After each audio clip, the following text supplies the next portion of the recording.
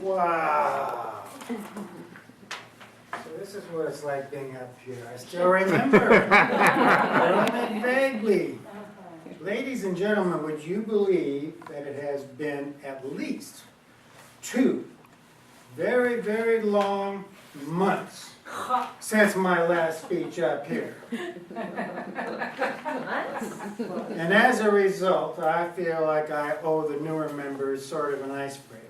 And I'm going to do that by way of introducing you to my family. My family of kitty cats, actually.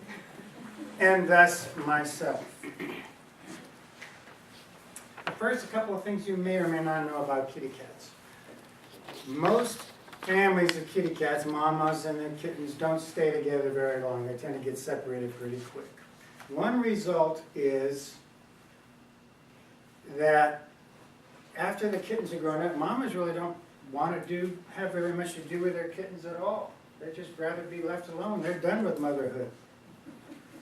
That's one thing. Another thing is that in any given litter of kitty cats, you can have more than one father. And I believe that that can cause friction between family members. And the upshot of all of this is that I believe my family is quite a bit just like yours. Dysfunctional. A little bit dysfunctional. You see, my family is 5. There's me, there's Mama, and her 3 children. 1 son and 2 daughters. And her children absolutely adore her.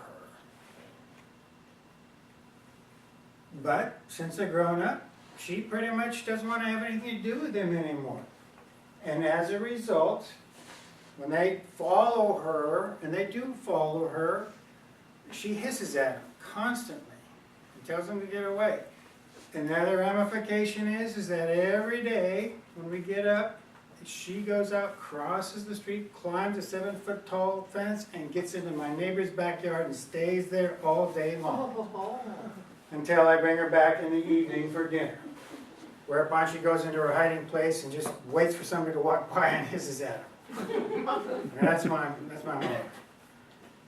We've been together a long time now for a family of kitty cats. Mama, I'm told, is about 9 years old, and her children are 6. But I met them 1 month after they were born. And that is the story of the last 6 years of my life. You see, it started on the 4th of July, 6 years ago.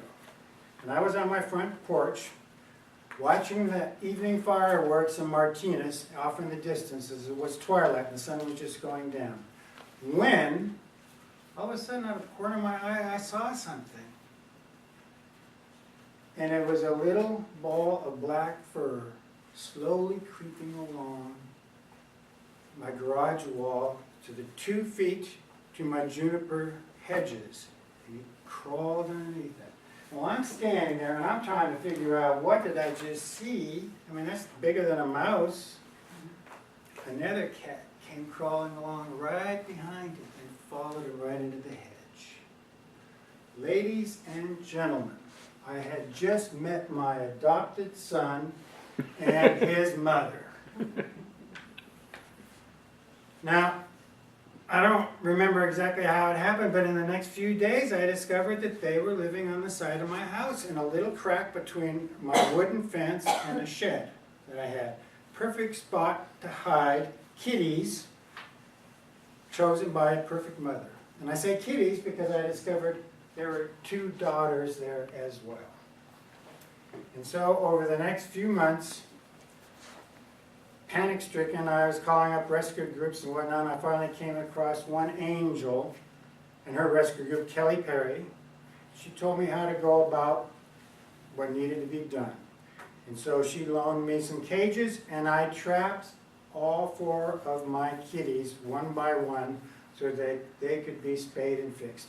And yes, I had to trap them because, you see, their mother was apparently abandoned on the street, had taught her children to be feral and not trust any human beings. So I had to trap them, and we sent them off, and they were spayed and fixed. And then we brought them back and built a relationship. So who are these rhinestones that decorate my life? Well, as I mentioned, there was Mother. She's a blue point Siamese cat, beautiful with blue eyes, and she's a no-nonsense mama, just like you would expect any in the wild mama to be.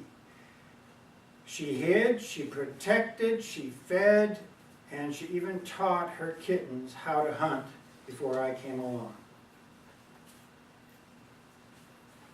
And then there's her son, who's the most innocent and good-natured boy you'd ever want to meet. Now talk about how smart cats can be. My boy, he just wants to get along and be friends with everybody. So there used to be some strays in our neighborhood, and he would befriend them. So he had this routine which lasted for the longest time with more than one stray.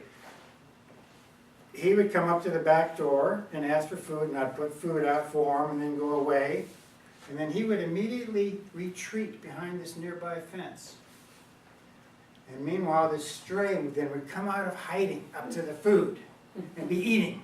And if I happened to come along while the stray was still eating, the stray would rush off, and my boy would come running up to the food, shocked, looking around as if to say, I can't believe it. I am shocked. Somebody was eating my food? That's my boy for you. And then there's the love of my life, Miss Personality. She is the smartest, emotionally intelligent creature I think I've ever met. She can manipulate me like nothing, and that probably explains why she's overweight. I call her Miss Personality because shortly after her spaying operation, even though her mother brought her up to be feral, she was talking to anybody who would listen, just happily talking to everybody in the operating room. She had forgotten to be feral. Last but not least is Shadow. She's the runt of the family. But she's probably the smartest, and she's definitely the hardest working of all my kitty cats. She's the only one that patrols the entire Visiting yard hours for adult services all are day over in long. 10 minutes. Thank you for your while cooperation. everybody else is off sleeping in their corners. She's also picked on in my family, and that's probably because I thought she was autistic in the first few years of her life. It seemed that I could just touch her and it hurt her. But we've been working on that, and now she even asked me for massages, so we made a lot of progress in that regard. But there you go, ladies and gentlemen. My family, dysfunctional, but there's a lot of love and a lot of need there.